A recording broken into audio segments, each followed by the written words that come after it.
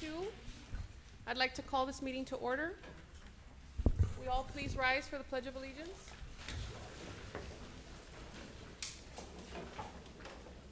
I pledge allegiance to the flag of the United States of America and to the republic for which it stands, one nation, under God, indivisible, with liberty and justice for all.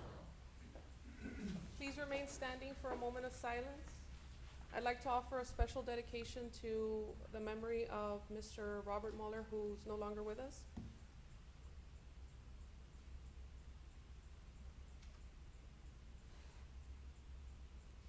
You may be seated.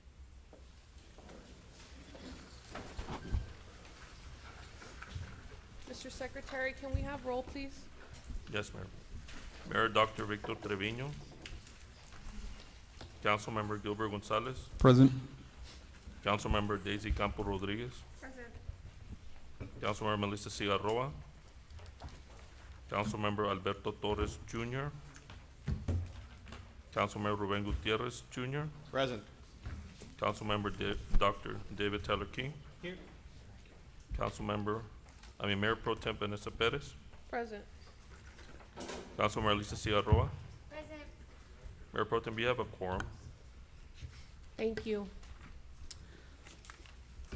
At this time, I'd like to entertain a motion to approve the minutes of August 1st, 21st, 23rd, and September 14, 2023 meetings. So moved. Mayor Pro Tem, could you Yes. do an amendment to that? There was a mistype. It should be the 31st, August 31st instead of August 23rd. As amended. I have a motion as amended. Do I have a second? Second. I have a second. All in favor? Aye. Anyone opposed? Motion passes. Thank you. We will now move on to citizens' comments. I believe we have a few people signed up for general public comment. At this time, I'd like to call Guadalupe Olivia Gallegos to speak. Mayor Pro Tem, we also still have until 5:45 to receive anybody that wants to register to speak Okay, in citizen comments. there's still 9 minutes, so These will be 3 minutes. I'd like to remind the public that public comments are limited to 3 minutes.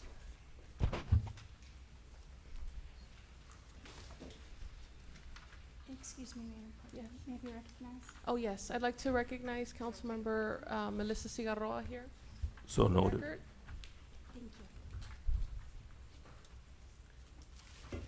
you. Good evening. My name is Guadalupe Oliva Gallegos, and I'm here to talk to the public today. And I would like everybody to be patient with me. Dios los bendiga a cada uno en esta noche. Quiero que tengan un poquito de paciencia conmigo porque yo sufro de multiple sclerosis, fibromyalgia, y mi speech no está muy bien. I suffer from multiple sclerosis, and my speech is not very well, so I ask everybody to be patient with me in my speech. Tonight I'm here to present my street, 113 West San Pedro. And as you can see, I live in a flooded area. And I'm here tonight because I have lived here since 1973. And since 1973, my street has been flooded. It started from my waist down when I was 13 years old. I am going to be 63 in December the 12th. And ever since I've been 13 years old, the street has flooded. In 113 West San Pedro, que es el barrio de las Cruces, sal si puedes. And until today, todavía se hunden las calles. The streets still flood to today. I'm going to be 63 December the 12th. I was born in 1960, and there has nothing been done to today. So I suffer from all these diseases, and I want to show you more pictures to where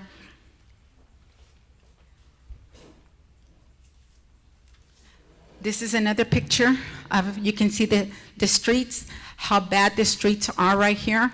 And not just the streets, all this water goes into my home. For the past 50 years, all this water has been coming into my home. These were the homes that were built by Maples. Cuando mis padres vivían, when my parents were alive, they bought this Maples home back in 73. Y todavía se metía el agua, hasta la fecha se mete el agua. The water comes to my knees every time we storm. And I cannot pull this water out of my home anymore because of my sickness. I have medical issues in my body that does not permit me to stray this water out of my home any longer. I don't have no help. My home is a 5-bedroom, 4 bathrooms. I cannot do this anymore. I'm tired. I'm sick. What is going to be done about it? This is why I'm standing here tonight, public, to ask for everybody's help. We must stand together as a town. We have to fix the streets. What is going to be done about this? I'm pretty sure I'm not the only one that's suffering from multiple sclerosis and diseases in the body.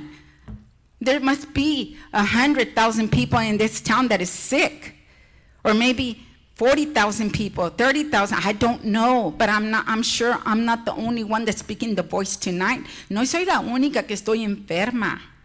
Hay miles de personas que están enfermas como yo y que se les mete el agua. Pero nomás estoy yo oyendo mi voz hoy en esta noche aquí. Estoy cansada, público, estoy cansada. Quiero que se haga algo tocante mi casa. Yo he estado con FEMA 3 veces. FEMA se ha metido a arreglarme según mi casa. Nomás vienen y la parchean, pero no se soluciona el problema. Time. It doesn't, FEMA comes to my house and they offer me $5,000. Oh, we're going to fix this, we're going to fix that. They patch it up, but it doesn't stop the solution. It doesn't do that. Ms. Gallegos, I'd like to thank you for your comment. I'm sorry that you're going through that. Your time is up for public comment, but I'd like to ask management if they can meet with you so that we can get down your contact information. Please. So, yes, ma'am, we will. I would like somebody to talk to me personally. Yeah, Mayor Pro Tem, I think we'll start with Mr. Orfila. Is it on when I push? Yes, no, it's on. Is it always on? Okay. Yeah, Mr. Orfila in the back of the room, he'll speak with you and we'll get the information we need to walk through it. Thank you. Thank you, Ms. Gallegos. Next public comment, we have Mike Garza from UISD.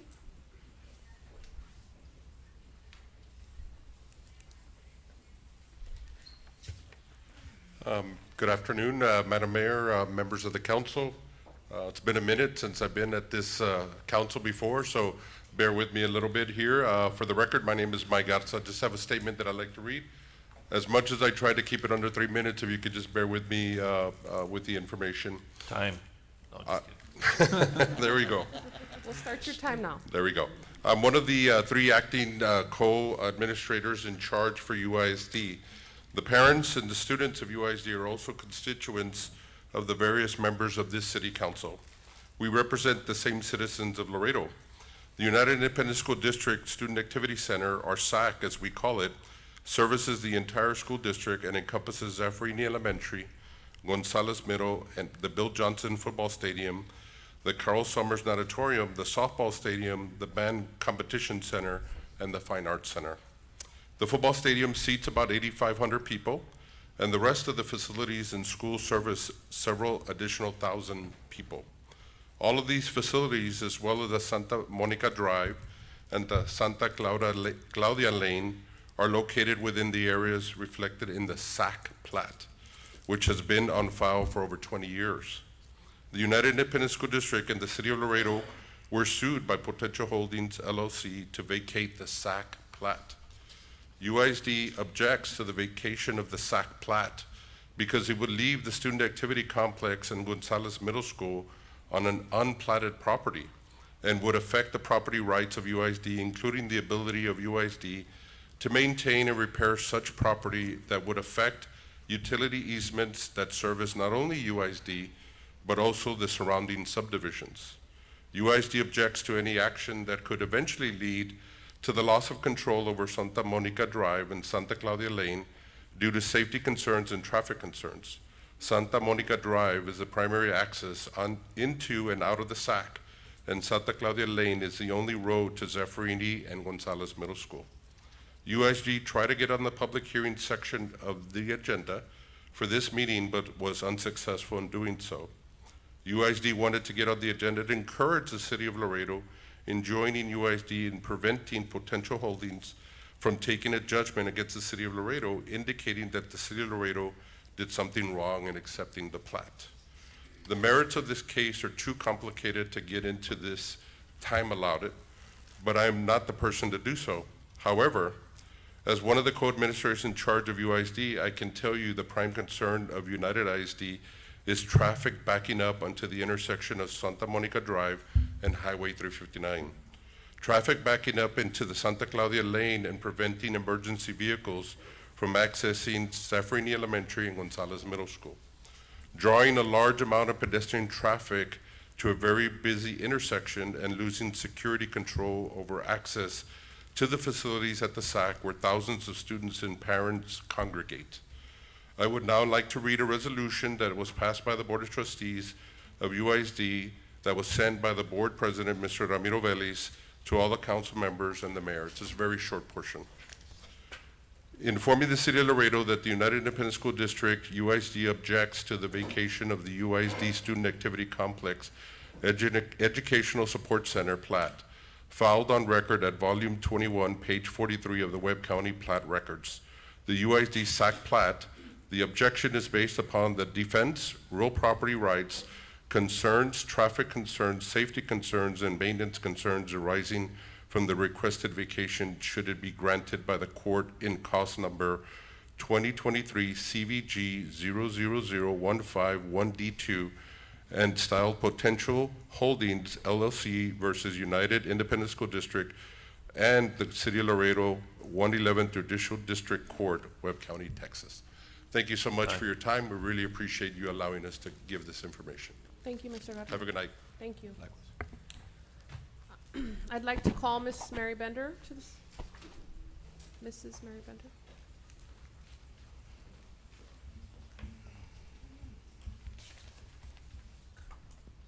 Good evening, council members. Mary Bender, I'm with Pets Alive Laredo. I'm also on the Animal Care Advisory Committee. I repeat that every time I come up here. We come to you again with a request that the shelter director be reassigned. I understand shortly there's going to be a little happy dance because there's going to be some celebration. You're probably going to vote through a new vet contract, and we're happy about that. We're happy that the animals are going to get the medical attention they need. But there is no cause for celebration. There are issues at the shelter, and these issues will persist regardless of having new vet services because they don't resolve operational issues. So I've got a couple of questions. What is the shelter director's plan to implement basic program and get the shelter in line with best practices achieved elsewhere? Why did the shelter director not respond to shelter assessments provided by 2 national organizations this year, along with offer of resources to help make changes? So there's no response. And will the improvements be shared? Will there be transparency with the community? That's what we are asking. All the animal advocates are asking for transparency. We got a report for August. Those numbers don't jive. I don't care which way you add them or subtract them. They don't jive. The numbers are off. So the community wants access to low-cost resources. Where are they coming from? I attend seminars all the time. I'm on Zoom meetings all the time. And there are national organizations that offer, especially for municipal shelters, they offer grants and help. You don't have to follow the APA program. APA's gone. But there are other resources out there, and we need a director that is going to be proactive, not reactive and trying to put a Band-Aid on something after the fact when it's too late, when things are out of control. She's been there 3 years, no improvement. The photos that came out in 2021, I understand there's some similar photos that are floating around in August. I'm waiting for Open Records to send me that information. But again,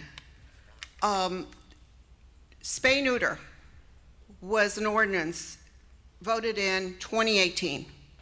We still don't have a TNR program. Why? Why are animals dying at the shelter because they don't get treated for a simple cold? Less than 50 cents a day for a pill. Less than 10 days for treatment. So these are the things that we as a community are very, very concerned about. Also, a spay-neuter program. Doesn't have to be free, but offer assistance. And do it by income. Because those are the people that really need it. Ms. Bender, your 3 minutes are up. I appreciate your comment. Thank you. I know we are having a town hall, and Yes. we're going to be able to discuss all this in Yes. great depth. Yes. I believe it's on October 17th. October 17th. At 6 o'clock, Yes, ma'am. right here. I will be here. Great. But again, the contract's going to go through, I'm sure, but it's not time for a happy dance yet. Thank you. Ms. Nancy Rodriguez?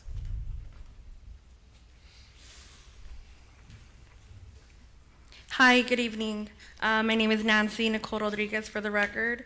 I'm here again to basically talk about what I had spoken about the last time.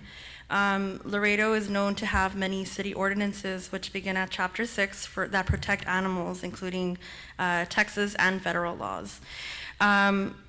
While these resolutions are a stepping stone, they offer no real protection because the city of Laredo is not enforcing them. The majority of Laredo residents care about fair treatment of animals, and I'm proud that we report those that need to be reported. But the truth is that we need Laredo PD, including animal control officers, to enforce such laws and ordinances that protect these animals at an all-time basis, and not just when they feel like doing it. I have asked plenty of times, prior years to meet with prior police chief to go over those city ordinances and laws, but I was left with deaf ears. This new year, it's known that we have a new police chief, so I'm gonna go ahead and try again. But when calling officers on a call, their demeanor says it all, and quite frankly, they're not interested in those calls. And, the people who report, they see it. While we're here because of the APA contract, I would, as many others have mentioned, that we would like to have you reconsider your decision to appoint Karina Elizondo as a director, and reassign someone who will clean up, and also while having dignity and knowledge and compassion for these animals. For a long time, people, including myself, have seemed to stop fighting for animals because we become tired. We have become tired, and quite frankly, we all know that the city lacks transparency. August 5th, I came, before you all. We worked day and night on a project, and we presented it to you all to have a low-cost spay and neuter program in which it was granted $100,000. I never heard anything about it. The community for sure didn't hear anything about it. We only had one, and if I'm not mistaken, we didn't use all that money. So I know I was talking to City Councilwoman Vanessa Perez, and she had, mentioned that it was granted, and that we were also going to be using those tickets of those, citizens that get, reported and fined to see, we can implement and use that money for the spay neuter program, in which I heard that it was a great idea, and I feel like it is a good idea. But again, if you all, did something and, mentioned that you all were going to do something, I, as a community, citizen, would like for at least to have someone to say, hey, you know what? We're not gonna do it this year. We're gonna do it next year. Have communication with us, because without it, it's all a guessing game, you understand? So I'm just here, as many others, just to talk and express how I feel. Thank you. Thank you, Ms. Rodriguez, for your comments. We will, I know management, I don't know if we're gonna have that town hall, so we can definitely, but I think before that, I know we have our new chief in the, here in the audience, so he can reach out to you about the ordinance enforcement and everything, but thank you so much. Do we have any other public comments, Zoraida?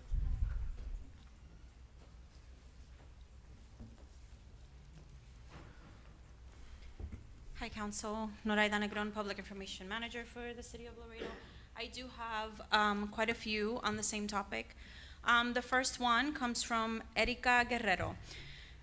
A better leadership at the Laredo Animal Shelter. Karina lacks empathy towards healthy animals and lacks commitment to comply with her duties listed in her job description.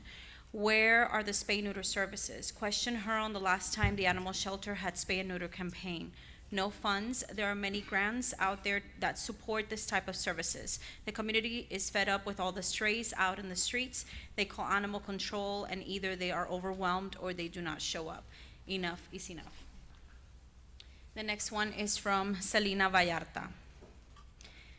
Hello, my name is Selena Vallarta, and I'm a resident in District 7. I wanted to respectfully request that the City of Laredo launches a full investigation on the crisis at the city shelter. The statistics that were released by the city are alarming. In August, LAX admitted 417 dogs and 218 cats. During the same month, 106 dogs were euthanized and 158 dogs died while in care. Additionally, 38 cats were euthanized and 181 cats died in care. These animals that should be able to take shelter in these facilities have a higher probable outcome of being euthanized or dying under the city's watch. These animals have a higher chance of being on the streets rather than go into this shelter. This is not the solution. I ask for a full investigation of the leadership in the facilities. I implore all of the city council members to visit the facilities sporadically to see the living conditions of these animals. I ask for transparency, communication, and a proactive approach to this issue rather than reactive. I appreciate your time. The next one comes from Sarah Mullaney. We're here yet again to make our voices heard. It is imperative that changes be made at LAX. The community demands a change. External support, including funding, is not only readily available, but it has been offered and ignored by the shelter director. Rejecting opportunities for resources, community backing, and funding is unacceptable. The need is so extremely great for assistance in Laredo, and turning these offers away is truly mind-boggling and flat-out cruel. I am a foster in New York State and have just pulled what I pray is not my last dog from LAX. She's beautiful, she's thankful, and she is worthy. And as are the other 2,000 plus animals that are toughlessly euthanized at LAX yearly. With such staggering numbers for admissions daily, no refuse external support is disgusting. We are angry and confused as to what the possible reasoning could be for this. Animals are not disposable. I urge you to walk through the shelter, spend a day. Noraida, Yes. I'd like to acknowledge Councilmember Alberto Torres for the record, please. Thank you. Proceed. I urge you to walk through the shelter, spend a day there rather, and if you consider yourself an animal lover or even a person who merely tolerates animals. I'm sorry. The video feed's not working, so I'm gonna motion for a 5-minute recess so they can figure it out. Okay. Motion second, all in favor? Aye. Anyone opposed? There it is. Okay, we're gonna reset.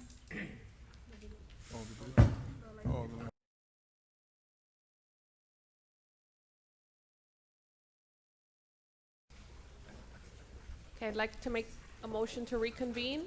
Second. All in favor? Aye. Anyone opposed? We're gonna reconvene, and Ms. Noraida, can you please finish the public comments? Yes, of course. I'm gonna finish to where I left off on this specific comment from Sarah Mullaney. This sweet dog will not be my last foster from LAX Rescues. Want to keep helping. There is no possible or valid reason to end transports to outside organizations. Please do what's right. Do not ignore our pleas. Assigning new leadership at LAX is the first step. The next one is from Cassandra Martinez. I've recently had an experience at the Laredo Animal Shelter. My pet was picked up at around 10 in the morning after getting loose in August. I did not see my pet again for another 6 hours. Due to the pet's size, I need the assistance of another family member as well. It took us 6 hours to pick up my pet from the city animal shelter. The entire time I wasn't informed of much. They moved him from the shelter without my knowledge. They told me to wait until after lunchtime. They told me to wait until it was reviewed by the city. I waited all day. This shouldn't have to be the case. For people like me who are employed, who are enrolled in college classes, who have responsibilities throughout the day, to be expected to wait a full business day just to even see my pet again should not be the case. Laredo Animal Shelter is unorganized and unpredictable and unprepared. I had to call periodically so that anyone remembered I was still waiting for my pet. Recently, the city of Laredo had lost its partnership with an organization known as Austin Pets Alive, an organization that saw how disorganized our city's shelter was and offered its help, assistance, and recommendations of how to improve the efficiency and efficacy of our city shelter. The representative on the city council for the Laredo Animal Shelters did nothing to reach out, reply, respond, or maintain contact with this organization. I was only lucky enough to be able to afford the time to wait all day.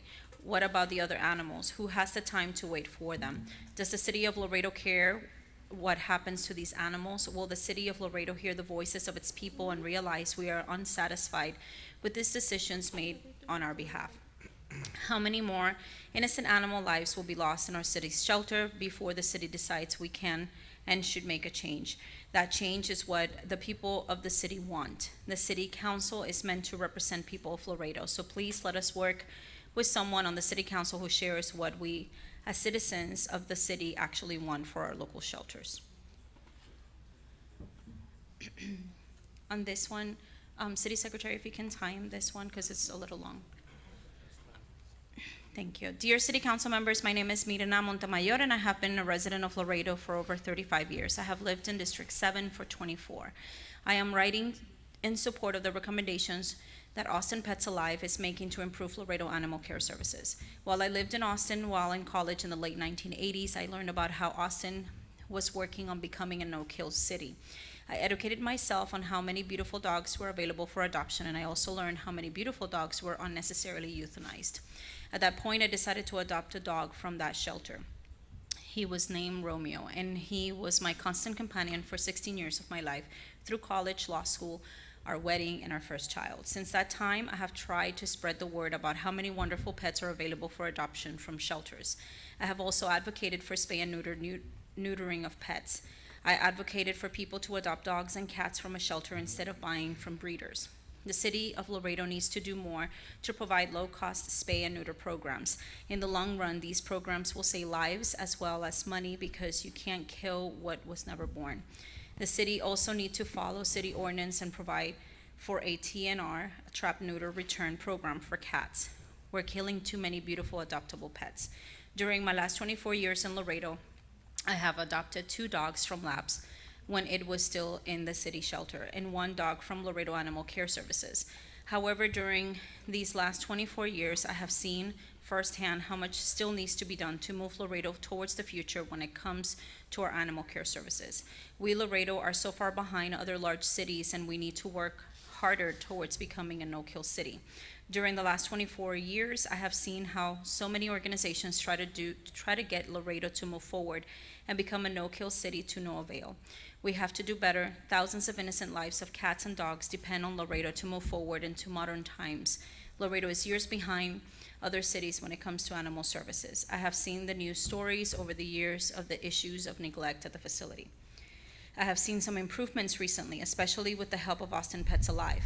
When I saw the city of Laredo hired APA to make improvements, I was excited since it's a great organization with so many resources and funds to share with Laredo. We need APA to help turn things around and help us move towards the future. Please do not allow Laredo Animal Care Services to return to what it used to be.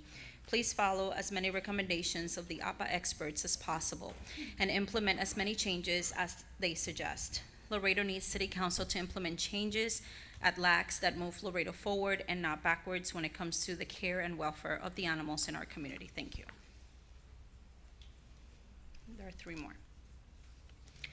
The next one is from Vanessa Hernandez. I went to go pick up a little black dog. She was skinny, limping from the back leg and wide open cut from under her front leg to almost all the way under her chin. I was able to take her to the vet, where the vet proceeded to tell me that I could have put her to sleep or she can have surgery to close the big gaping wound. I started to cry. How could I just give up on this poor little soul when I wouldn't give up on my dogs? She came out of surgery and got a second chance at life. Through lapse, she was adopted and gained a loving family. I'm not a rich person. It did cost me a lot of money to help her, but I have no regrets. Even though I have my own dogs, my dogs will always have me. I'll always be there for them. Sapphire is what we decided to call this poor little stray dog. Didn't have anyone, but I was there. She had me, and I did the best that I could with the little I had. Sapphire was betrayed and hurt by people. It wasn't her fault. She didn't ask to be born into this life, but I was able to make a positive change for her. All the stray pets were betrayed, abused, abandoned, and hurt by people that they trusted through no fault of their own, and not all of them are lucky to have such a happy ending. Could you please consider being the people that these poor animals need? Give them their second chance at life. Show them that they are not alone and that not all people are bad. Thank you.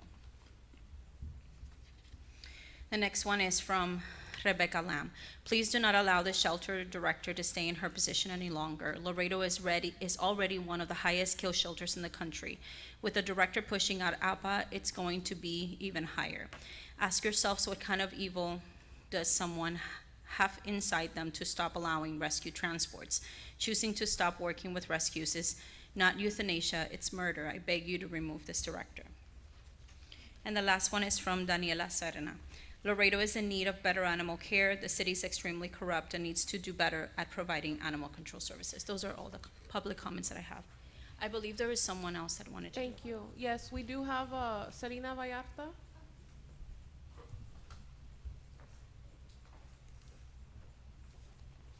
Thank you. This wasn't for the animal thing, this was something separate, is this, okay. You can either comment on the item or you can make a public comment now. Oh, okay. Hello, my name is Selena Vallarta. I'm a resident of District 7, and I was recently appointed to the Citizens Environmental Advisory Committee. I wanted to reach out and implore the city to utilize these committees. These are groups of individuals who are passionate about the subject or have a specific expertise. I was honored when I was nominated back in March of this year by Dr. Tyler King to be on this committee. I enthusiastically agreed, and both Dr. King and I reached out to the appropriate parties so I may be sworn in. Although it took the city months to have me sworn in, I was finally able to do so on June 21st. I was told that someone would reach out and I would be given the information about the committee. No one reached out, and on August 31st, I spoke to a staff member at the Environmental Services. For months, I have been asking, what are the goals of this committee? What is the itinerary? How often do we meet? Where do we meet? What are the expectations? I finally got an email from the city, and this was the entirety of the email, word per word. The CEAC meetings are scheduled as needed. The role of the CEAC is to look into directives from City Council. They do not have any goals at the moment. There are no pressing issues at the moment. I was shocked by this response. I come to you, City Council members, to ask what can we do to make sure these committees stay active. There has been a lack of communication, activity, and responses, and there are pressing issues that we need to address. We are running out of water by 2040, which is a conservative estimate. That means if you currently have a 1-year-old child, your future 18-year-old will not have access to reliable water. Laredo just had a scorching summer where we just experienced the hottest summer on record.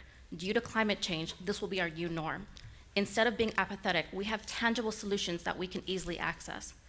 There are many initiatives that we can implement. We don't have to reinvent the wheel. If we look at our neighbors, San Antonio, Austin, Houston, and other cities have composting programs, zero waste goals, water conservation efforts, and have continuous educational outreach programs. City of Austin will give a $75 rebate to residents who have taken an educational course on composting to combat landfill waste. City of Las Vegas will rebate residents, businesses, HOAs, and multifamily homes $3 per square foot if they replace their lawn with native landscaping. The overwhelming majority of US cities have a sustainability plan. We don't have anything in action or even at the planning phase. We can give advice and work with residents, businesses, HOAs, and school districts. We ask for transparency and accessibility in regards to these committees. There is no accessible information of the number of committees, who is on the committees, their roles, and citizens should be able to contact these committees with concerns. If some of the committees are active, please allow the rest of the committees that want to engage and be active to support the city of Laredo. Thank you. Thank you.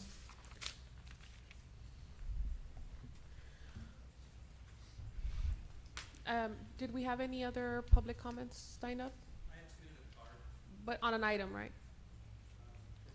You're on an item for public hearing. Thank you. Okay. So I'd like to go to communications at this time. Introduction of Miguel A. Rodriguez Jr., Police Chief for the City of Laredo. Yes, Mayor Pro Tem, City Council. I'd like to introduce formally Chief Rodriguez. Chief Rodriguez has been appointed as our new police chief. He has served in various capacities, including Assistant Chief of Police. He began his service in the city in 1999 as a patrol officer, and following that, his roles included crime scene investigator, special investigations detective, patrol sergeant, sergeant, auto theft task force, lieutenant, and deputy chief of police. Chief Rodriguez is the current State of Texas Motor Vehicle Crime Prevention Authority Board Chair, and he earned his bachelor's degree in criminal justice from Texas A&M International University. Just a comment that I included within the public notice was his enthusiasm and leadership skills will be valuable to this department. He holds an extensive amount of experience and knowledge in this field and will be a great asset for the city of Laredo. Mayor Pro Tem, City Council, I want to formally introduce you to Chief Miguel Rodriguez as our police chief. We had his oath of office last week, and we have him all on board. So, thank you.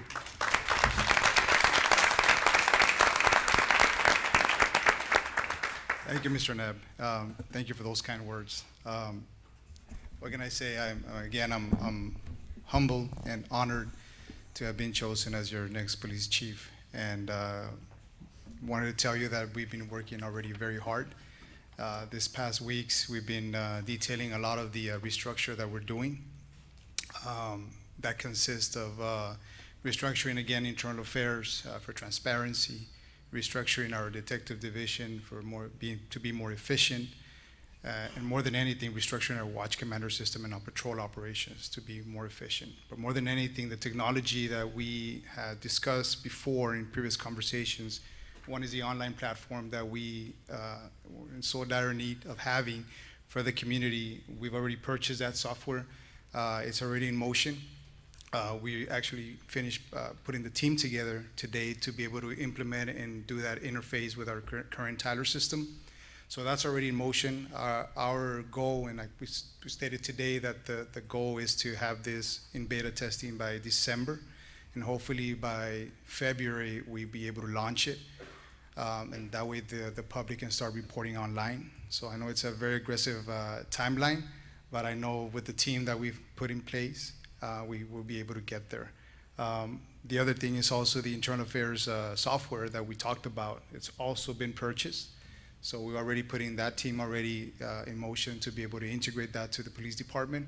So those are two very important softwares that we've already purchased that it's gonna help us be more efficient and be more transparent with the community. That IA Pro module that we bought, it's actually really cool.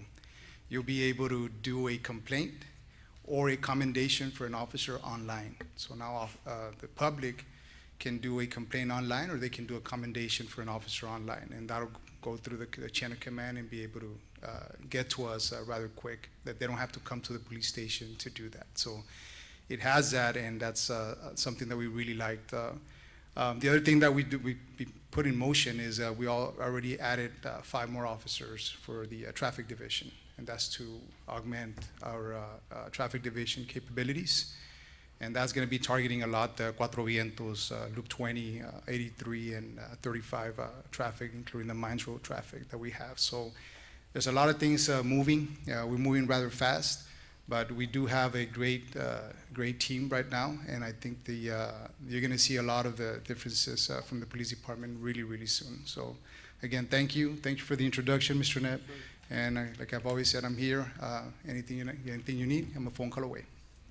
Chief, thank you for the introduction / staff report. Thank you.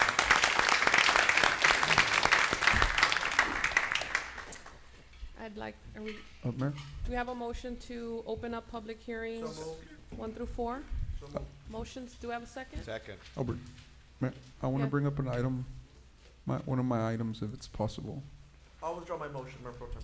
Okay, so what would you like to? which I one? I would like to motion to bring up item 50A. I know it's a recognition, and I see the students here in the front. Motion to bring up item 50A and then followed by opening of public, As amended. public hearings 1 through 4. Motion second, As amended. all in favor? Aye. Anyone opposed? Motion passes. Thank you, colleagues. Okay, this is 50A. It's recognition of Pause of Johnson Group from Lyndon B. Johnson High School on the ongoing support they have been giving our local pets and outreach in the community. Ms. Martinez, may I have you stand really quick here in the poll? I know this is worded as a great recognition, and I know the students are excited and they're looking awesome today. But to them, it's not about the recognition. It's more about, you know, that they want to put their organization, which is Pause of Johnson, they want to put it in the map. And this is just to share what they're doing with my colleagues here from District 1 through 8, so they can encourage the youth to come out and do what these students have been doing. And I know Elisa started this, a former student who graduated last year. I know she is currently in a university studying to be a veterinarian, but she guaranteed that she would come back and work in Laredo. So she promised that, as Ms. Martinez said. So we're excited. I also see Ms. Ancira in the audience, which has been a link to this organization of Pause of Johnson. And also in the audience is the superintendent for UISD, Mr. Mike Garza, so he can acknowledge what the school and what these teachers and volunteers and most importantly what these students have been doing in Pause of Johnson. So with that being said, if you could proceed with the presentation, please. I'll let the students, it's their thing. I'm just a sponsor. Okay. I'm letting them take responsibility, which I'm proud of. Who's Thank gonna you. be the spokesperson for the, okay. Can you state your name for the record? America Rodriguez. Thank you, Ms. Rodriguez. Thank you. First of all, thank you for your time. Thank you especially Councilmember Gilbert Gonzalez for allowing us to present our organization. And thank you to Ms. Anja Ancira, because thanks to her, we've been able to provide fosters and many of the things that you'll see today. So our organization is called Pause of Johnson. So what is Pause of Johnson? Pause of Johnson is a school organization of animal lovers at Lyndon B. Johnson High School that dedicates itself to tackling social problems involving animals in our community through fostering, donating, spreading awareness, and working with local animal rescue organizations such as Paws on Board. Pause of Johnson hopes to make a difference in stray animals' lives in our community. So our officers, I am the president, America Rodriguez. I could, okay. So we have our vice president, Luis Diaz, our secretary, Alexis Peña, our treasurer, Rachel Montelongo, our historian couldn't make it today, our parliamentarian either, and public relations, Melanie Martinez. Our story. Pause of Johnson began with former president and founder Elisa Cruz, who rescued Summer Hope. Summer Hope was rescued with the help of multiple donors who aided in paying for vet visits, where she was diagnosed with tick fever and parasites in both of her abdomen and eye. With Elisa and the help of donors, Summer was soon healed. Through her experience giving Summer a second chance in life, it motivated her to commence her own 501c3 organization, which works closely with Pause of Johnson to provide community service hours to fosters and donors. Our mission. Our mission is to inspire real change for dogs and cats in our community through fostering, which is the temporary lodging of rescue animals. Donating, we encourage donation of items like pet food and other pet necessities. Spreading awareness of the issues that our community faces regarding animal lives, educating on ways to help stop the animal crisis.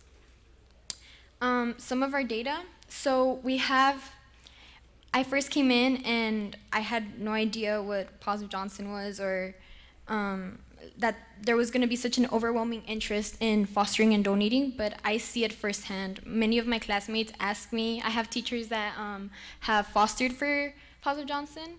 So here's some of our data. In a mere 3 weeks, a total of 13 dogs were saved from being euthanized at the shelter, making it a total of 26 dogs off the street, because as one leaves or one gets fostered, we open up more space and we save that dog from being euthanized.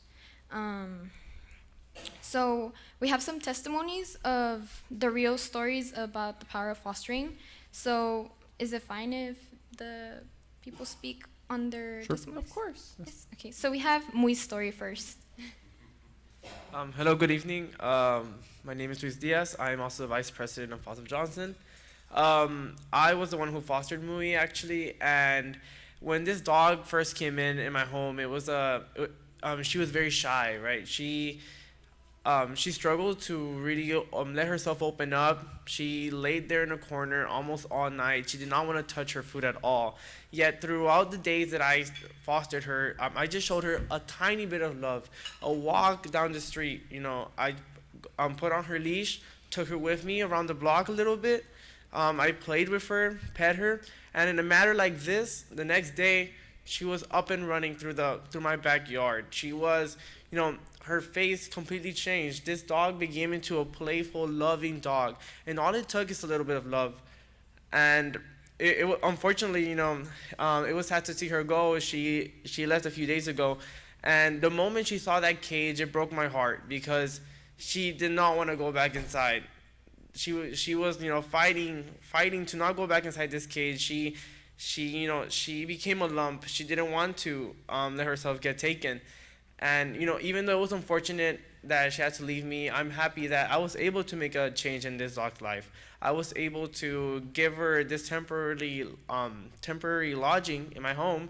Like that, she gets a better chance at life. Now, she's one of the rescues from APA, Austin Pets Alive. So I don't know where she went, but I know she found a better place. And all this to say that these animals, all it takes is a little bit of love, and we could completely change their life. Hi, good evening. My name is Melanie Martinez, and this is Pita. I got to foster him for like 2.5 weeks. It was such an amazing experience. I got to see the change in his behavior.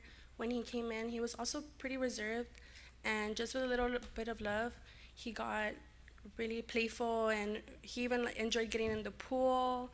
I like to take him on walks to the park, and it was just really nice to see him develop and just get that little bit of love that usually in the shelters they're not able to receive because of the overpopulation. There's not enough people. So I was so glad to be able to give it a home for like 2.5 weeks. Peter has currently been adopted. He was sent to Colorado, and I'm so happy that he was able to get a happy home. And it's just sad to think that Peter could have been one of the victims in that animal shelter to get killed. And I'm just so happy that he got the opportunity to have a family. Thank you so much for your time. Thank you. Hello, my name is Kaylee Mendiola. I am a member of the Positive Johnson group at LBJ High School, and I got the opportunity to foster Grape for the past 2 to 3 weeks. My experience fostering has been amazing. Grape is such a sweet, loving, loyal, and friendly dog, and it's unbelievable how even the slightest bit of affection and care towards these animals can change them completely. To think my sweet and loving Grape could have been treated like these dogs in the shelter as if they were nothing and ultimately euthanized is devastating. And this is why we ask you to please use your voice and power to help solve the situation and save lives. Thank you.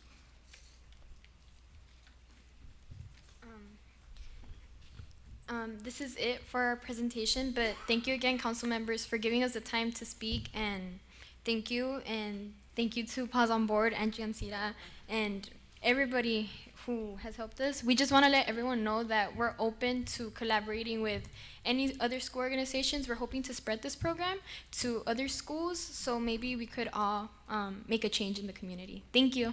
Yes, thank you. And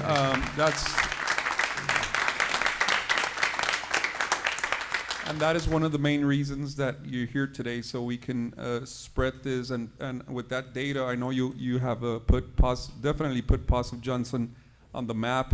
And feel free to contact my colleagues to attend your meetings. I know it's very important, and your data just keeps growing and tremendous stats. I'm also glad that the superintendent is here so he can support this great program. And just let us know what you need from our side, Mr. Garza, so we can continue keeping Positive Johnson alive. And with that being said, we have a little recognition. If we can please come and take a picture with council.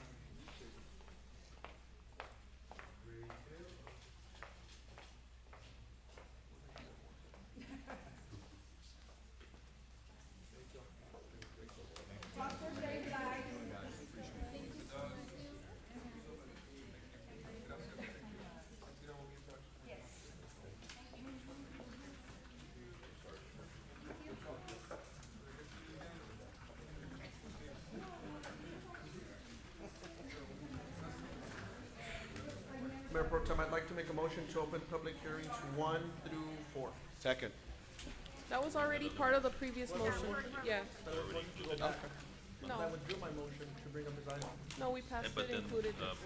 Mayor Pro Tem added it to the motion. Can we move forward with Yes. public hearings, please? Public hearings. Go ahead. Number 1, public hearing introductory ordinance amending the zoning ordinance map of the city of Laredo by rezoning approximately 0.059 acres, being the north 46.05 feet of the north 92.10 feet of Lot 10 in Block 91, situated in the Western Division, City of Laredo, Webb County, Texas. Such property fronting 55.56 feet on Hidalgo Street and extending south for a depth along San Francisco Avenue 4605 feet, as described in gift deed dated October 2nd, 1975, recorded in volume 497, pages 979 to 982, Webb County Deeds Records, Texas, located at 419 Hidalgo Street, from R3 Mixed Residential District to B1 Limited Business District. The Planning and Zoning Commission recommended denial of the proposed zone change, and staff does not support the application. Number 2, public hearing introductory ordinance authorizing city manager to accept and enter into a contract with the Department of Health and Human Services, Substance Abuse and Mental Health Services Administration, amending fiscal year 23-24 budget by appropriating expenditures and revenues in the amount of $2 million and amending the fiscal year 23-24 full-time equivalent listing and adding 1 licensed professional counselor, 208 position, 2 caseworker, 206 positions, and 1 health educator, 202 position for the City of Laredo Health Department Drug Court-Based Substance Use Treatment Program for the term of September 30th, 2023 through September 29th, 2028.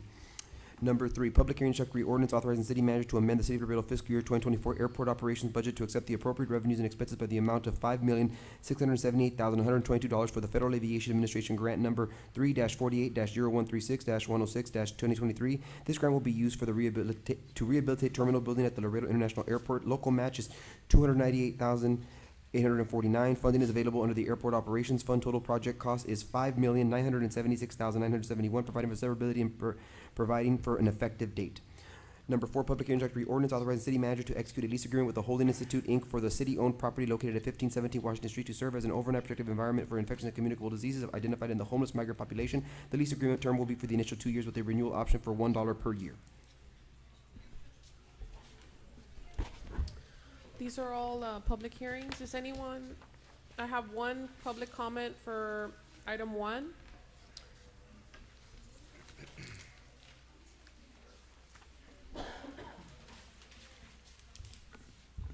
Good evening, Madam Mayor and members of City Council. My name is Rodolfo Morales, and I'm here on item 1 under public hearing. I'm here on behalf of the owner of 419 Hidalgo Street, Laredo, Texas, 78040. I have circulated my presentation to all members of council if you so wish to follow. This is a rezoning from a mixed-use R3 residential use to B1 limited business district. This is in District 8 in the Azteca neighborhood. And my first slide covers urban blight versus economic investment. Just to paint a picture for council, around this property you have 5 abandoned properties in the immediate vicinity. There are 2 empty lots that are used as storage. And you know, this represents decades of decay and lack of investment from the current owners. My client, Ms. Limon, her dream is to build a beauty shop in the area. And just considering the department stands on this issue, they have referred to the comprehensive plan further decision. And I just want to request the council not only to use these comprehensive plans as a weapon to stem investment, but as a way to guide, the public to invest in their neighborhoods, especially one that is blighted like this one. Mayor Pro Tem, may I be recognized for a quick question? Yes. Mr. Morales, you mentioned that there's been decades of decay and lack of investment from the current owners, and then you mentioned that Ms. Limon or the Limons want to build a beauty shop. Is she purchasing the property from the current owners that haven't invested or taken care of their property, or has she already purchased the property, I guess is what I'm trying to understand here. So she purchased the property about 2 years ago. And so she's been saving up to build, and now she has, and now she's coming before. She's ready. That now she's ready. Okay, and I agree with you, right? The comprehensive plan shouldn't strong arm anyone to not invest in a property they purchase, especially in an area that has not been invested. But I wanted to get clarification on that, if she was looking at buying the property or had already purchased it. She's already purchased. She already made the investment. That's correct. And just one of the things I want to highlight is that one of the chief tenets of the comprehensive plan is walkability, and what better to have, a retail shop like a beauty shop in a neighborhood. If you turn to the next slide, and I don't know how to work this machine, but you have it. So if you look at the photo, okay, I appreciate the help. It's fine.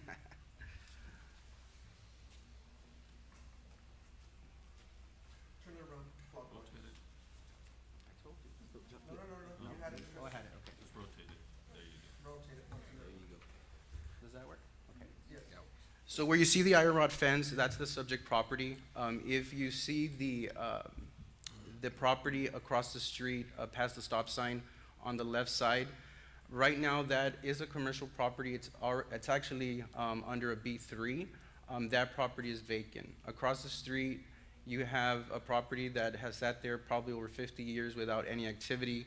That's an R3, but it was a former grocery store in the neighborhood. And then past that, you have 2 or 3 other properties that are either abandoned or vacant. On the other side of the property, you have either 2 or 3 vacant lots that are just being used for storage, and again, there has been no development of those lots. So I did a little homework. I just kind of did a little survey of some of the properties around the area, and I've listed 1, 2, 3, 4, 5, 6 properties that are either B1 or B3 that are currently existing in the neighborhood. And most of them are either vacant, abandoned, or you do have some sort of commercial activity in those properties. Letters sent, I did do a typo. There was 58 letters sent. There were 0 in favor and 1 opposed. And I just want to highlight the definitions of what is the purpose of a B1. That's the next slide. And so the purpose of the B1 Limited Business District is to provide for businesses and commercial development serving a limited geographic area or neighborhood. So I just want to highlight to council that even the definition or the purpose of B1 in our land development code considers that, you know, B1s are, encourages development in our neighborhoods. And just the last point that I want to make, and I don't know if this is correct because I didn't check the ordinance, but what I was told by planning is that they are supportive of a conditional use permit. My client, she hired me after she applied for the rezoning, and so she has gone through the process of the rezoning, and so my understanding is if the appeal is not granted, then she would have to restart the process, lose all that time, pay another fee. And so I think we can all agree that this is someone who wants to invest in an area that is blighted, that needs development, and she's ready to do so. Thank you for your time and consideration. Thank you. Is anyone here to speak for or against? For or against? For or against?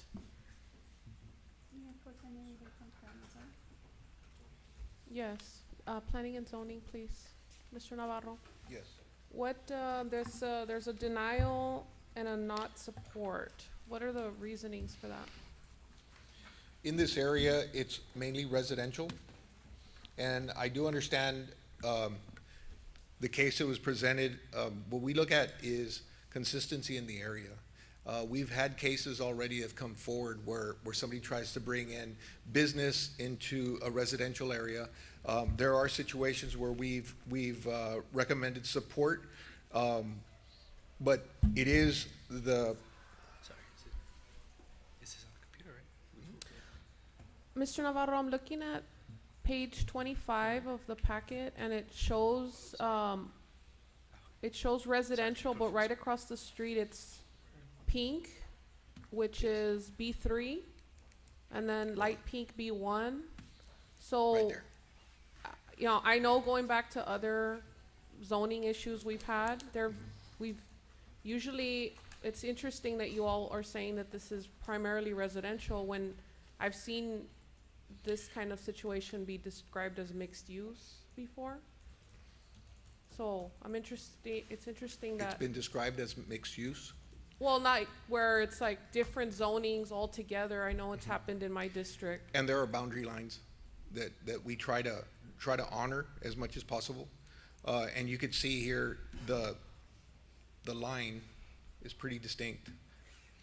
And we've had issues with upkeep of the properties in this district, and the reason we asked, because everybody that comes in, we ask if they would consider a conditional use permit. In this case, the client wanted to come forward with a zone change, but we did say with conditions we could probably make this work, but it's the choice of the applicant what they want to do, and she came forward with a zone change.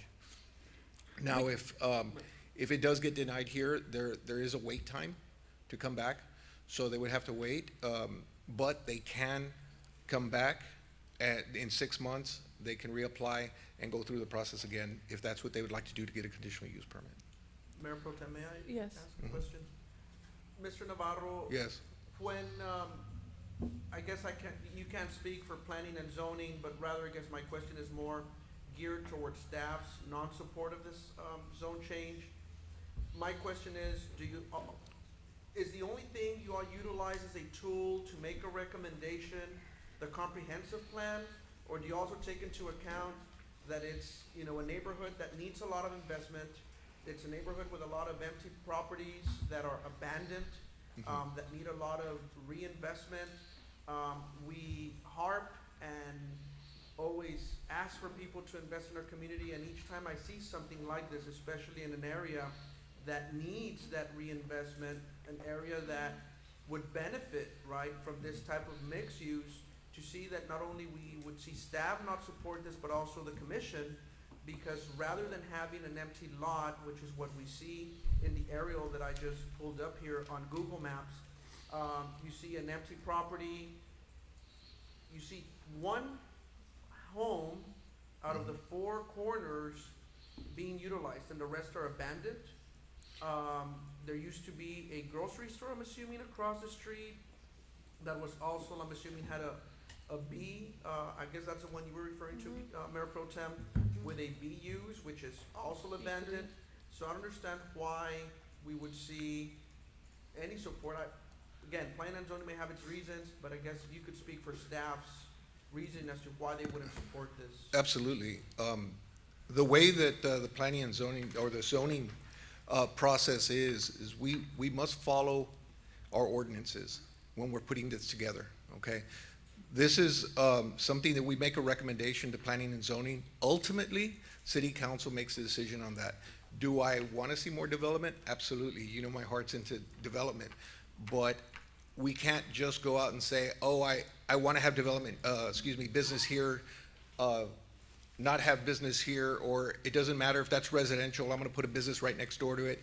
We can't pick and choose where we go. So we have to stay consistent with the ordinances, but we do present to the Planning and Zoning Commission so that we have a separate view of it, which are appointees that all of you assign. They look at the case themselves, and then, of course, the final decision is by the council. But I don't make the decision where people can develop to say that I'm the one that does that. Would I like to see it? There's some areas that, yes, and I agree with you there, but I do have to follow the ordinances that are in place. And then we leave it up to the council to decide what they would like to see in their district. Yes. So, I can appreciate the carefulness of trying to protect neighborhoods. And, I actually know someone who lives on the 500 block of Hidalgo, and it's a home, right? It's someone whose residence has been there for decades now. And what we try to balance is what you're saying, the business district that abuts the residential area. That's right. So it is, of course, I think a great idea to have a beauty shop in the area. But we run into this all the time when you change a zone that is future use. That is for decades in the future, and it's much harder to try to draw back those restrictions. And we don't know what other business could drop in there once the beauty shop closes. Absolutely. In the future. So could you describe maybe if it's denied here and it's a 6-month wait, is there another option? Is there a shorter option? If perhaps it's tabled and it can come back at a different time with a conditional use permit? Of course, assuming that this is something that's acceptable to the client. I don't mean to step on anybody's ideas about what they're looking for. But I just see the interest in preserving the integrity of the neighborhood. Mayor Pro Tem, if I may, can we please hear from the council member of the district on her take on this? Yes, Councilmember Ciudad. Thank you. So first of all, I would like to commend the resident for wanting to invest in the Azteca neighborhood. I do want to respect the recommendations of planning and zoning and staff. And after speaking to Mr. Navarro, I would like to motion to table for further review and to consider the special use Conditional use permit. The motion to table, if there's a second, if not, I'd like to say something. I'll second that table. There's a motion and a second. All in favor? Aye. Anyone opposed? Motion carries.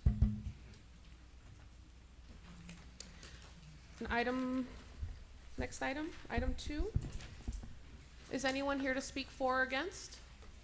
For or against? For or against? Motion to close and introduce. Motion second. All in favor? Aye. Anyone opposed? Motion passes. Item 3, is anyone here to speak for or against? For or against? For or against? Motion to close and introduce. Motion and a second. All in favor? Aye.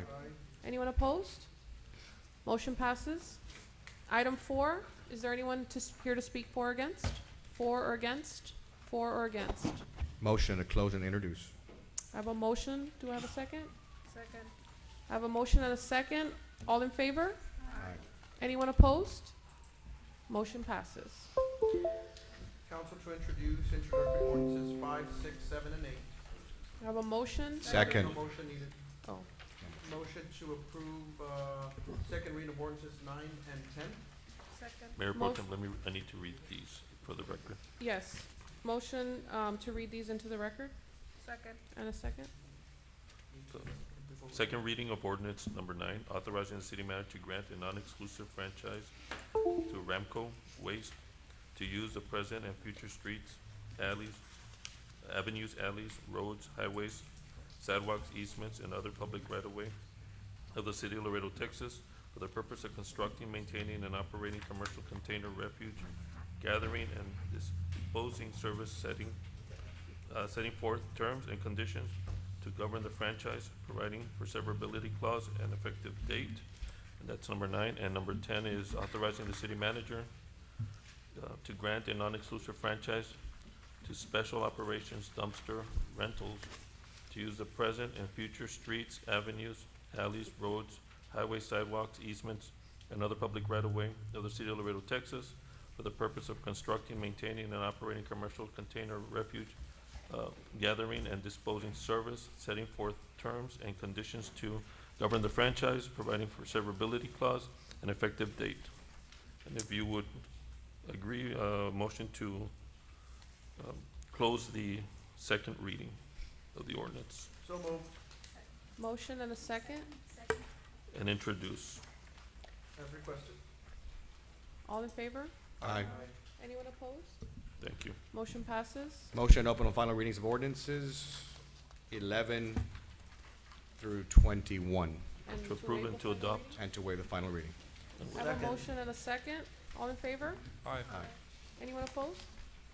Motion passes. We are now on a consent agenda. So I'd like to make a motion, or I'd like to entertain a motion to approve the consent agenda minus any items. It's you- items 22 Council through would like to pull up? 46, and if council would consider tabling 39 as per management's request. Tabling 39. So, And We- withdrawing 44, or holding out 44? 44? Okay, so we have table 39, discussion on 44. Any others that council would like to discuss for consent agenda? That only 44? Yes, so far, yes? Okay, so if I can get a motion to approve consent agenda minus 44 and to table 39. So moved. Motion and Second. a second. All in favor? Aye. Motion passes. Anyone opposed? Number 44. Okay, so we're on number 44. Councilmember Cigarro? Yes. 2023-R-185, nominating Councilmember Alberto Torres Jr. as the City of Laredo's candidate to the Webb County Appraisal District Board of Directors for the 2024-2025 year term as per section 6.03 of the Texas Property Tax Code, and directing the city secretary to transmit a copy of this resolution to the chief appraiser of the Webb County Appraisal District before October 15th, 2023. Prior to December 15th, 2023, City Council will cast its 950 votes in any manner it wishes for those individuals listed on the ballot provided by the chief appraiser. Hello, Ms. Maldonado. Good evening, Mayor Pro Tem and City Council members. Dora Maldonado, Tax Department. Yes, so my question is, I understand my colleague, Councilmember Torres, will fill 1 of 5 spots available. What is the process to, or who are you looking for to fill the other 4 spots, and how does that process proceed? Normally, the council elects only 1 member to serve in the board of directors. It's never been where they select more than 1.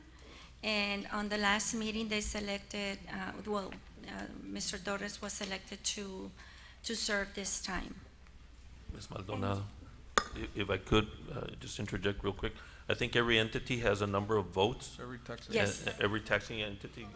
And so everyone recommends someone, and then I think there's some from UIS, Steve, I'm Yes, correct, that are all- extra, and you need so many votes to get a person elected. I think that's what the council member is asking. So the city of Laredo has one. Okay, it's only one. One vote. Correct. So that's why. Yes, I'm sorry, we're yes. Selecting one person. All right, so it's one vote to a board of 5, and the other 4 come from different. From the other Different entities, governmental yes, ma'am. entities, that is correct. I'm sorry, I misunderstood your question. Well, I know, I apologize. I read the materials and I was a little confused Okay. about that. I appreciate that. Thank you very much. You are welcome. So I'll move to approve item 44. Second. Motion to approve and a second. All in favor? Aye.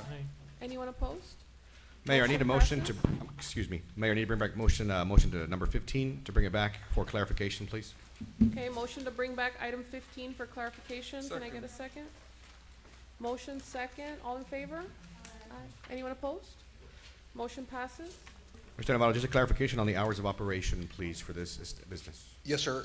In the last vote, you voted to approve. We just wanted clarification. Was it for the 11 o'clock close and then Friday, Saturday till 2 a.m.? That's correct, yes, sir. Okay, That's that, we what's just yes. wanted that clarification. Yes, sir. Thank you very much. Okay. Motion Motion to was already approve. approved. Already approved. Thank you. All right. So we are now moving on to Staff items. staff reports. Auditor, internal auditor.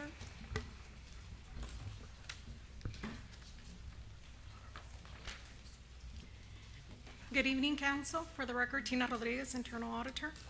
I am here to submit for your approval the review of the community development emails memorandum that was submitted to you via the Friday packet. There were no implicating emails that were noted within the review, and nothing that came forth. Motion to approve the auditor's report. Second. We have a motion and a second. All in favor? Aye. Anyone opposed? Motion passes. Thank you very much. Thank you. Water Utilities Department staff report. Good evening, Mayor, council members. At this time, I don't have a report for you today. I'll be presenting a new report for you at the next meeting. Thank you. I have a question. Go ahead. Mr. Garcia, the secondary water source information, do you have a date as to where those presentations will be? Or when those presentations will be, sorry? I will be getting with the advisory board this month, and we'll establish a schedule as to when we want to present that information. I'll bring that at our next report. I appreciate that. Thank you. Mayor Pro Tem, one more question. Yes. Mr. Garcia, just a question, or if you can just add this to the report as well.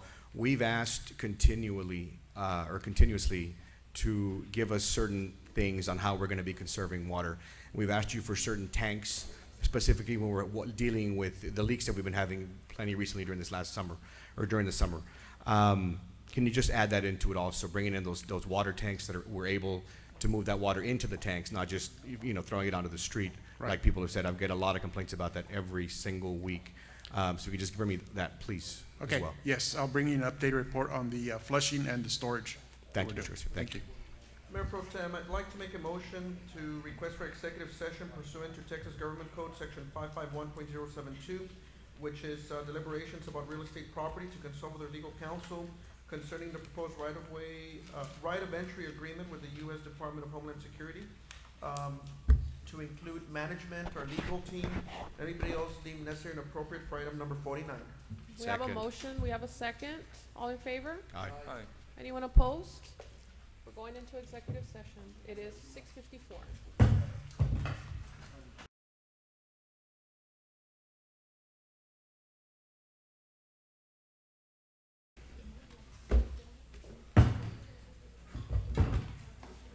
It is 7:11. We are back from executive session. No action was taken. What are the wishes of council? Mayor Pro Tem? Yes? Yeah, I'd like to make a motion to direct city management to send a clear message to the federal government that we're not interested in selling our land or allowing right of way into the land we have in Stark County. We have a motion. Do we have a second? Second, We have a motion and a second. with the clarification that it's right of entry, that will be denied right of entry. Thank you. Okay, any discussion on this? Anyone, all in favor? Aye. Aye. Anyone opposed? Motion passes. Mayor, Yes. Mayor Pro Tem, may I'd like to motion to take, public hearing number 1 off the table. Okay, we have a motion to remove from the table, public hearing 1 and a second. All in favor? Aye. Anyone opposed? Motion passes. So I'd like to motion to grant the conditional use permit as, recommended by the staff support, the staff supports. Second. Okay, so we have a Point motion. of order, we can proceed legally with that, since it is a zone change? We had, It is a lesser not a zone request, is what our city attorney stated, and unless, for clarification. It's easier over here. But no, if we may keep the table, we'll work on this issue. It cannot be granted tonight. I apologize for that. Oh. It cannot? Cannot. Okay. Okay, so we'll keep the table and then we'll continue, I suggest you make a new motion to table, if not, it's gonna leave it open. okay, yes. Yeah, because we moved it off the table, and she wants it back on the table, so she'd have to make a new motion to table. Okay, So, motion, motion to table. Second. motion to table in a second. All in favor? Aye. Anyone opposed? May I ask a question? Yes. Do we know if, will they have to start the process all over again and pay Well- the additional fees? Just point of clarification, we can't continue to discuss Oh, after it's been yes, tabled. I'm so sorry, you're correct. It's been tabled. See, yes, I realized. Thank Yeah. you. Okay, so next item, we have item 50, A2. Councilmember Gonzalez. Is discussion and possible action to name Independence Regional Dog Park, to Canine Marimar Dog Park. Canine Marimar was a competitive canine that worked together with Ben Bonduc, certified canine handler. Together, they assured the safety for students and teachers of UISD for 10 years. Canine Marimar inspired many students at LISD during Red Ribbon Week to stay drug-free. Canine Marimar, together with her handler Ben Bonduc, were able to hold the title of top dog.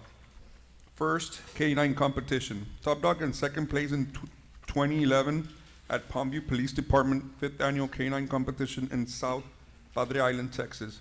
And first place in 2012 at Laredo Police Department at the 3rd Annual Narcotics Canine Competition. Canine Marimar is the only canine to this day to have received the Chief's Award in 2010 by then Chief Ray Gardner. Canine Marimar reached her end of watch on July 4th, 2019. She was a character filled with lots of energy and joy. Canine Marimar will continue to be loved and missed, not only by the students, but by everyone. Motion to approve. Second. A motion and a second. Any discussion? Yes, Mayor Pro Tem? Yes. I wanted to ask if this item, instead of being approved tonight, could move to the naming committee and to get their input, since we have a committee that is in charge specifically with naming our city facilities. Mayor Pro Tem, since I made the motion, I'd like to answer, if I may, Councilmember Gonzalez. Sure. Or I don't know if you'd want to respond, but I think that Councilmember Gonzalez put before us clear justification for the naming, and I think that sending it to the Facility Naming and Recognitions Committee would delay the actual naming. It's the dog park, if I'm not mistaken, not the entire park. It's the dog area, yes, it's. And for that reason, I don't accept the amendment. Okay, so we have a motion on the floor. And we have a second. Do we have any other discussion? Okay, all in favor? Aye. Anyone opposed? I'll oppose it just because I think it should go to the naming committee. Okay, one opposed. Motion passes. Item 50B1.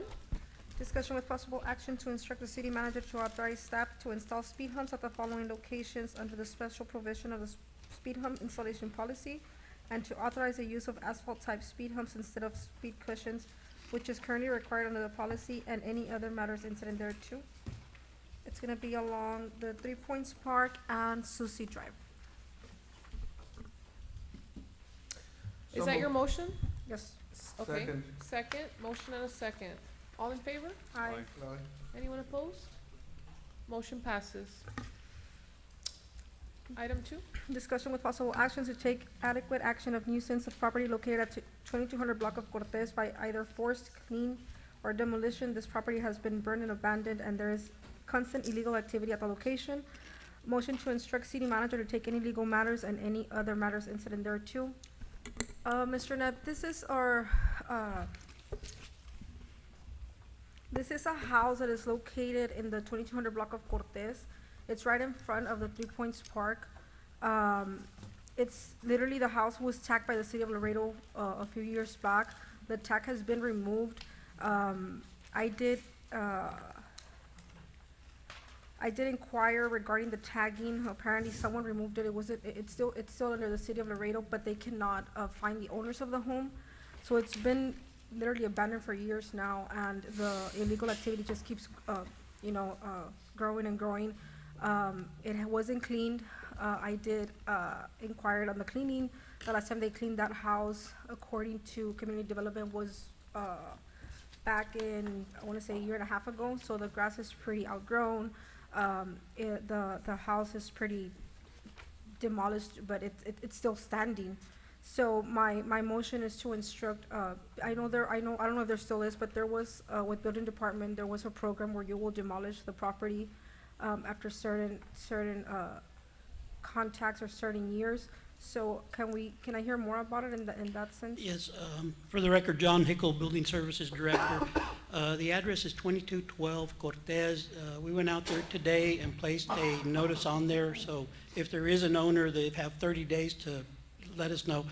And we'll start the process of demolition. It's a process we have to go through to get to that, but we have to follow the rules to get there. So we've started that today, and we have pictures of it, and it is, as you described, burned, abandoned, neglected, and safety hazard. So we'll start that process. Okay, can you just keep me up to date with that? Because I do have several residents calling over and over regarding that issue. So just to make sure I have a response for them when they call. Certainly. Thank you. Yes. Is that, would you like to make a motion, Councilmember? Yeah, my motion is for Second. to instruct city manager to start. Okay, Yeah. okay, yes. Motion, so we have a motion and a second. Discussion, briefly, Mr. City Manager, I know, like Councilmember Campos Rodriguez mentioned, through the community development block grant department, there used to be a task force, I think that was funded through federal grants that would identify properties that would be demolished, and then a lien, if I'm not mistaken, would be placed in the property owner's property, or not through that program? Good afternoon, Tina Martinez, Community Development Director. So it was a partnership program with the National Guard, but there was no liens. It was a voluntary demo program. So the owners have to agree to the demo? Yes. Okay, now that the program is not available, do we have an ordinance that allows us to demo properties and put a lien on the property? Yes, that would be through the building department. So, I guess, Mr. Hickle, now I'll redirect my question. I think we need to either give us the opportunity to submit a list of properties to you all to start reviewing them, to apply that ordinance, or either if you've got the staff to maybe drive around and identify those. I know community development probably has a list from years past of properties they've identified, but we need to start enforcing this so that we can encourage either people cleaning or maintaining their properties. The district I represent, there's a lot of nuisance, rodents, a lot of drug addicts, and a lot of drug activity in these vacant properties. I don't have to give you the list and the length of the issues we have with vacant properties. I know at one point Councilmember Cigarroa also mentioned the different properties also on the west side that, have these kind of issues. I think we need to start identifying them and doing our part to demo, clean them up, and put a lien on people's properties if need be, so that we can, safeguard our communities. I'd like to add to that. When we went through this with the Delwood Apartments, I looked at the ordinance, and it doesn't look like we're, Mr. City Manager, exactly following the ordinance as written, because it does mention that we would force a surety bond to be taken out, and then we would demolish, and then we would recover through that surety bond. I'm not sure how we implement that with private property, like residential owners, but I do think we have a process in there, because I know that funding has always been an issue, because we have to foot the bill for the demolition, but we do have safeguards in our ordinance that allows us to recover some of that money. I just think we need to follow what's written on the ordinance, which I don't think we're following at this time. Yeah, we'll check into that, Mayor Pro Tem, we'll check into that issue, and we'll be able to give you a better report on exactly how we can tackle these nuisance properties. It's not the simplest process, and I think, as you state, the city is on the hook on the front side, the lien on the property. It takes a while to recollect those liens, and so, but we'll work on bringing you forward something. Well, I think that's where the surety bond would come in, and I think it's like a Right. So- The challenge you'll have is that when we're after these nuisance properties, getting a security bond from the people it's very difficult unless it's a different type of relationship. Right. Because we have to make some people clean up their properties for some reason. Right. Mayor Pro Tem, may I redirect? Yes. So I think that we understand how complex it may be, but we have to do something about it, right? Yes, sir. So whether we don't do we've got to figure it out, right? I don't know how else to put it, but if it's difficult, then we've got to either designate someone to identify them and tackle them and start putting some money aside, because we've had properties that have been abandoned for 30, 40, 50 years, and what's the point of having an ordinance that we can't Right. enforce or apply just because it's either a lot of work or nearly impossible, right? So we need to find a solution Yeah. to it. Yeah, Mayor Pro Tem, I'll be able to do that as well too. I have a couple programs that I can share with you that we've used in the past. Great. Mayor Pro Tem, Mayor? Councilmember Segarra, did you have a comment? Okay, so we have a motion and a second? I just wanted to ask, and I don't know which department this should be directed to, but in this review, could we look for funds dedicated for this program? So whether that's, a new fee structure or some suggestion, or we carve it out of some of the programs that are already existing, but as Mayor Pro Tem was mentioning, that we build up a fund so that we're able to proceed. Well, to add to that, I know that I had spoken to the previous director, and his concern was regarding this program was they get funded, I believe, $100,000 a year, and then whatever monies they recoup don't go back into the program, they go to like the general fund. So I think it would be probably better for us to keep that money building so that we can demolish more buildings, bigger buildings, and not have to scrounge for the money. I don't think the budget money that we normally budget is adequate. And so I know we had brought this up a couple years ago, but Mr. Neb can revisit that, I think. We'll bring you something. Thank you. Great. So all in favor on the motion? Aye. Anyone opposed? Motion carries. My items next, discussion with possible action regarding the upcoming ethylene oxide community meeting scheduled Wednesday, October 4th, 2023, starting at 6:30 p.m. at the Barbara Faskin Recreation Center, with an invitation for the public to attend and submit comments and any other matters incident thereto. We've been working with the Clean Air Coalition on the ethylene oxide in District 7 for a few years now. And TCEQ, we were able to address the Midwest Sterilization Corporation that is located and has been identified as a major contributor of this pollutant in the air. And TCEQ is coming down on October 17th to give a public comment, a public meeting, like as we requested, just same way that the EPA came down last year. And so we're asking the public to make plans to attend that meeting on October 17th. I know Senator Zaffarini organized that meeting for us to have, for them to be down here. So we'd like to support that and appreciate her work on that. And as part of my motion here, my item, the Clean Air Coalition is inviting people who live and work to a community meeting this Wednesday, October 4th. It starts at 6:30. Anybody who has been affected, who lives in the area, who wants to get more information, please come by and get informed, and that way you can make plans to attend that community meeting on the 17th. We want to make sure that our state organizations and offices understand that our position here in Laredo on this pollutant. Does anybody in council have a comment on this? I'll second, and I do have a comment. I think it's incredibly important that our public come out to the meeting, the EPA is developing now new guidelines, new standards for ethylene oxide emissions. We know that the Midwest plant is the largest user of ethylene oxide in the entire country, at 1.3 million pounds of ethylene oxide that runs through that plant yearly.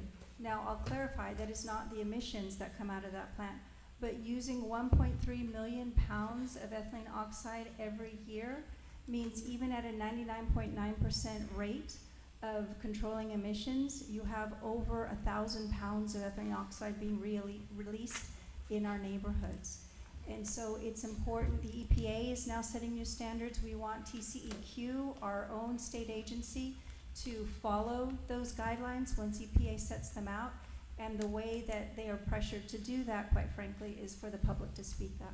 So thank you very much, Mayor Pro Tem, for helping to organize this meeting, and I hope to see everyone there. Great. So hopefully we can get some publicity from our news partners that are here, promote this meeting. So I didn't really have a motion. It was just more of an invite and a notice to the public. So I don't think we need any action at this time. I'd like to move on to supplemental agenda 1A. And I'd like to make a motion to table. Second. Yes, I spoke to the mayor this afternoon. I'll second. To have a motion to table and a second. All in favor? Aye. Anyone opposed? Motion carries. Councilmember Torres? Mayor Pro Tem, the next item is discussion with possible action to amend the City of Laredo Code of Ordinances, Chapter 32, to raise the towing fees from an average of $110 to always match the Texas state law maximum, which is currently at $255. Add enforcement provisions for tow services that do not comply with the requirements and any other matters incident thereto. This co-sponsored by Councilmember Gilbert Gonzalez. I had different towing businesses reach out to me to inform me of two issues that they're seeing when it comes to the rotation of towing services that the Laredo Police Department has for calls they make for vehicles that have to be towed. And the way it was explained to me by the chief was that the towing companies get into a rotation list and they rotate each week as to who is assigned to pick up any vehicles that police officers call for towing services. So two issues at hand. One, our ordinance is one of, if not the only ordinance that makes a reference as to how much the private industry can charge the consumer for getting their vehicle towed, which is $110, less than half of what the state fee is. So current towing services, if they get a phone call from a state entity, government, state law allows them to charge $255, and as the economy changes, they adjust that through state law maximums.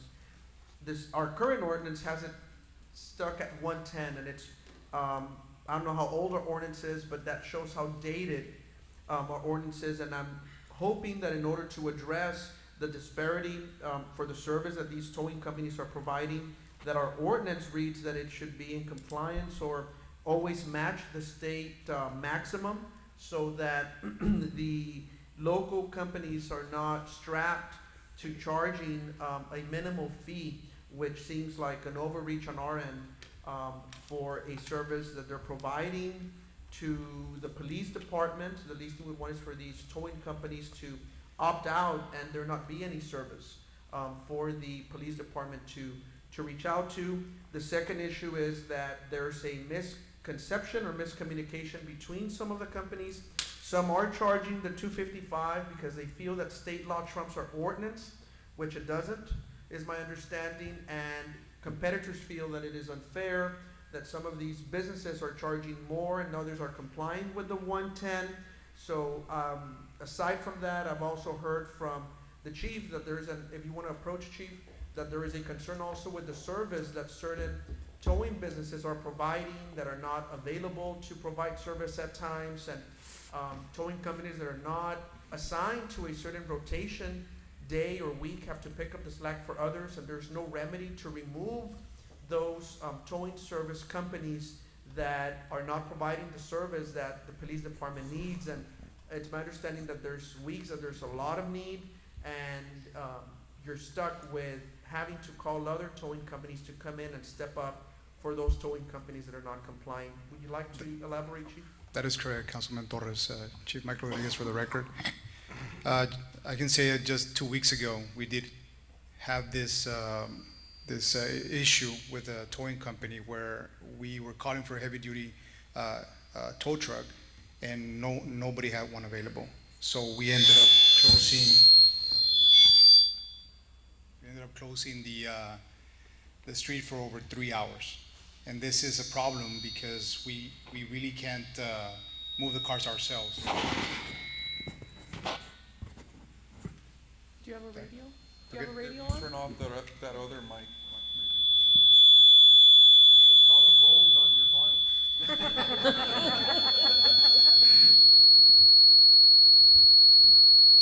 there a radio? You're saying for everyone to lower your mics, not put them in the air. There. There. There? Oh, maybe it's a computer. There? Close it, you don't need it. Nope.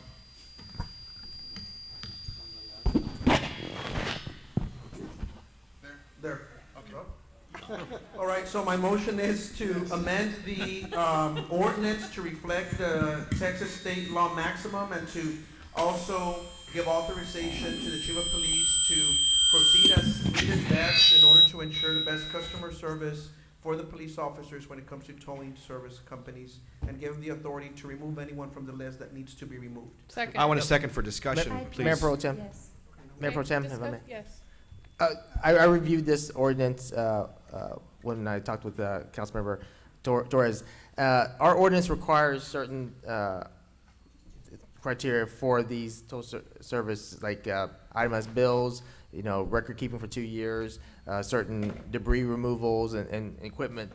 We don't have a mechanism in our ordinance, so I would maybe suggest that you all consider having some kind of enforcement provision created in the ordinance to possibly remove them from the list or something else in case they don't comply. I'll amend to include legal's recommendation. On second. Mayor Pro Tem. Yes. It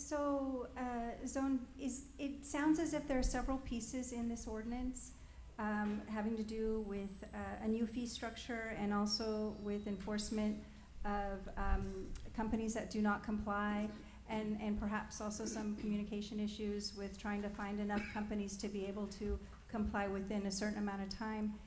Is this something that can be fixed with a motion on council, or is this something that you can fix for us and come back in a couple of weeks and have it all listed so it's a clean ordinance and it can replace or amend the existing one? My recommendation, if I may, is that if you make this motion to create an enforcement provision, we can draft that. We can amend the 255 or keep it at the maximum level. That way it doesn't have to keep coming back to council, and allow in that provision the chief to remove transgressors from the list.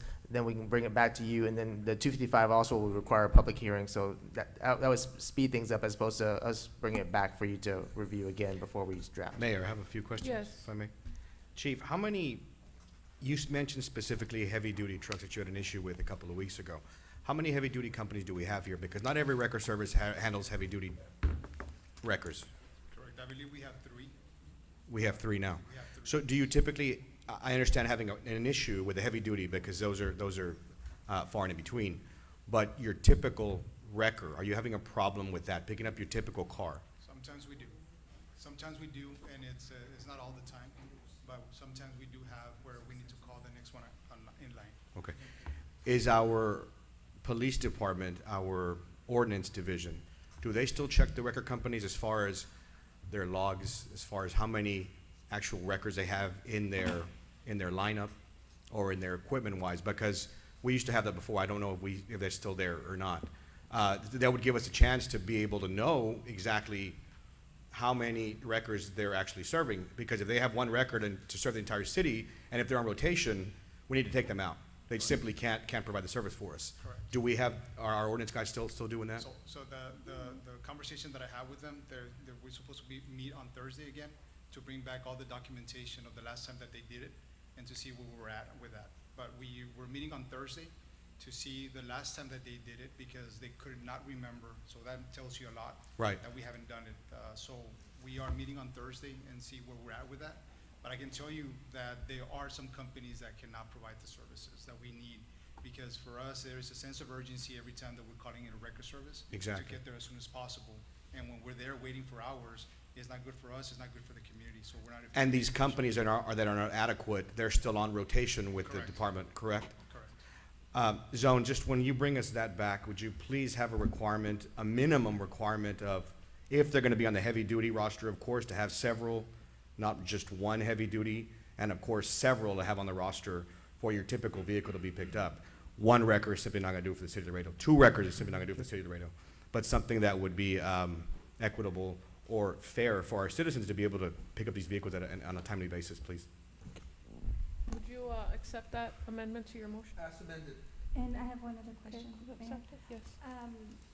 Yes. Chief, so we're also discussing the fee structure and how that changes. These are charges that will be brought to the Laredo Police Department? No, No, this will be by the owner of the vehicle in question. that is correct.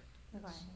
ahead. And usually the way that works is if they don't have, because whenever there's an accident, we usually let them know, hey, do you have somebody that can come and tow your vehicle? We let them do that on their end, and if they can't, we let them know, we're gonna put the one on call. It just depends on the situation, but the majority of the times, we're the ones calling the record service, just because of the time, the sense of urgency that it has for us to open up the street again. Okay. And city management, so this record fee will increase not only for the city called service, but for all of our residents in Laredo? Correct. Any record Yes. service. May I? Yes, Mayor, go ahead. I think that the towing company can charge whatever they Yes. want, but for the specific calls they get from PD, they're allowed to charge up to the state maximum, Yes. right? So right now, they're forced to charge him 110, when that's less than what they charge for any service, so we're just trying to allow them to catch up. Yes, So and they're that- taking other calls instead of our calls because they're getting more money for the other Potentially. calls. Correct, Yes. because they don't, We're pricing ourselves out of the market. Yes, and we're putting them in a bad spot, because at 110, it's really, to get from the record service all the way to pick up the car, going back. Of course, they're gonna be adding the storage fees and all that, but at the same time, does not make any sense to charge 110. We're putting them in a very bad situation by and like telling Chief them. mentioned, we're tying down officers to a record call when they Exactly. could be patrolling doing something else, and they're waiting, okay, call the next person on rotation, call the next person until they find someone. Correct. Okay. Mayor, Yes. really quick, now that this is in topic, I know other cities have their own, impound services, correct, Chief? That is correct. Yes. That'd be a good idea for the future to get some revenue in as well. And then there's, I can give you an example, City of Houston has their own record service, and I can tell you that they do generate a lot of money, but it's very costly for the city as well. Yes, very costly. So, because you gotta take into consideration that we have to buy big lots, so we can get the impounded vehicle there, and then structure the fees to have it there, have the personnel to take care of the impound, make sure that whomever's doing the record service and all that stuff, all those things are very costly. Mayor, if I may, just comment on that. Yes. Just one last comment. I tried bringing that up about 2.5 years ago. The issue with legal was that the city of Laredo would have bias to pick up vehicles now because of the revenue. So that was a huge issue, that for any stop, you want to pick up a vehicle because it's going to bring in more revenue to the city of Laredo. That was, and of course, liability on top of. So that was the issue 2.5 years ago when I tried to bring that. I don't know if things have changed. Legal, I guess, let us know with your recommendation. As far as The ordinance. us towing, or just Right, calling well, people yeah, in? exactly. Maybe sitting with the city manager and seeing if it'd be worth it, effective, to purchase several records and to be our own record service, because the revenue is certainly there. We've checked into that, like I say, 2.5 years ago. But the problem is that the city would have an advantage to pick up every single vehicle, as many as they could, because of that income coming in. That was the issue then. Do you still see that as an issue? Yeah, it's just operational issue. You know, you can do away with liability through insurance and risk mitigation, but then also pricing out the private industry. I mean, governments, you know, transact too. So it's more of an operational issue. Legally, it can be done. Okay. Mr. Neb, if maybe we could work on something like that. Yes, I think sir. it'd help us out plenty. We can add that to the list of items on this side. Well, I'm gonna accept it as an amendment, because that's not the purpose of my No, item. no, not at all. I think that cities like Houston and Dallas have that because of their population, but the least thing I would want is for us to, even though it's a good idea, is to kill the local mom and pops that have lived off this type of service. As it is, we're struggling, to have a service and for us to commit 100% to it, and when we need backup, that backup may not be there. So, I strongly advocate to my colleagues that we try to fix a problem at hand, and then, you know, try to explore anything different, but I wouldn't support it simply because this would mean that people would be without jobs, if towing companies would have to close, we'd be impacting many families, we'd be impacting small businesses, and that's not the purpose of my item. Right. And, Right, it's completely off item, but just Yeah, a Mayor Pro discussion Tem, we can that's run, my recommendation. This is essentially a two-pronged conversation. Let's fix the ordinance that we currently have because of the issues that we're trying to address, and then we'll bring back some recommendations on the other item as well, too. Yeah. But it'll be separate from That's this all it is. item. Just a We have a motion on the floor, and we have a second. So is there any more discussion? Okay, let's That's it. call for the question. All those in favor? Aye. Aye. Anyone opposed? Motion passes. Motion to adjourn. Second. What time is it? Motion, second. Will you accept an amendment? Would you No. extend the meeting till 11? No, sir. No, sir. No, There's a certainly not. motion and there's a second. All in favor? Aye. Motion passes. Meeting's adjourned. 7:44. Record time.